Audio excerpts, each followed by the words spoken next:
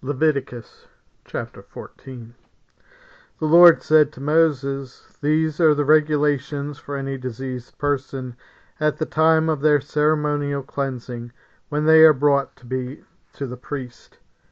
The priest is to go outside the camp and examine them. If they have been healed of their defiling skin disease, the priest shall order that 2 live clean birds and some cedar wood, scarlet yarn, and hyssop be brought for the person to be cleansed. Then the priest shall order that one of the birds be killed over fresh water in a clay pot. He is then to take the live bird and dip it, together with the cedar wood, the scarlet yarn, and the hyssop, into the blood of the bird that was killed over the fresh water. 7 times he shall sprinkle the one to be cleansed of the defiling disease, and then pronounce them clean. After that he is to release the live bird in the open fields. The person to be cleansed must wash their clothes, shave off all their hair, and bathe with water. Then they will be ceremonially clean. After this they may come into the camp, but they must stay outside their tent for 7 days. On the 7th day they must shave off all their hair. They must shave their head, their beard, their eyebrows, and the rest of their hair. They must wash their clothes and bathe themselves with water, and they will be clean. On the 8th day they must bring 2 male lambs and 1 ewe lamb a year old, each without defect, along with 3/10 of an ephah of the finest flour mixed with olive oil for a grain offering, and 1 log of oil. The priest who pronounces them clean shall present both the one to be cleansed and their offerings before the Lord at the entrance of the tent of meeting. Then the priest is to take one of the male lambs and offer it a guilt offering, along with the log of oil. He shall wave them before the Lord as a wave offering. He is to slaughter the lamb in the sanctuary area, where the sin offering and the burnt offering are slaughtered. Like the sin offering, the guilt offering belongs to the priest. It is most holy.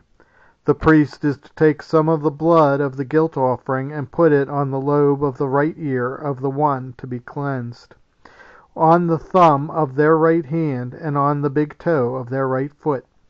The priest shall then take some of the log of oil, pour it in the palm of his own left hand, dip his right forefinger into the oil in his palm, and with his finger sprinkle some of it before the Lord 7 times. The priest is to come out of the oil remaining in his palm on the lobe of the right ear of the one to be cleansed, on the thumb of their right hand, and on the big toe of their right foot, on top of the blood of the guilt offering. The rest of the oil in his palm the priest shall put on the head of the one to be cleansed, and make atonement for them before the Lord. Then the priest is to sacrifice the sin offering and make atonement for the one to be cleansed from their uncleanliness. After that the priest shall slaughter the burnt offering and offer it on the altar, together with the grain offering, and make atonement for them, and they will be clean. If, however, they are poor and cannot afford these, they must take 1 male lamb as a guilt offering to be waved to make atonement for them, together with 1/10 of an ephah of the finest flour mixed with olive oil for a grain offering, a log of oil, and 2 doves or 2 young pigeons, such as they can afford, one for a sin offering and the other for a burnt offering. On the 8th day they must bring them for their cleansing to the priest at the entrance to the tent of meeting before the Lord. The priest is to take the lamb for the guilt offering, together with the log of oil, and wave them before the Lord as a wave offering. He shall slaughter the lamb for the guilt offering, and take some of its blood, and put it on the lobe of the right ear of the one to be cleansed, on the thumb of their right hand, and on the big toe of their right foot. The priest is to pour some of the oil into the palm of his own left hand, and with his right forefinger sprinkle some of the oil from his palm 7 times before the Lord.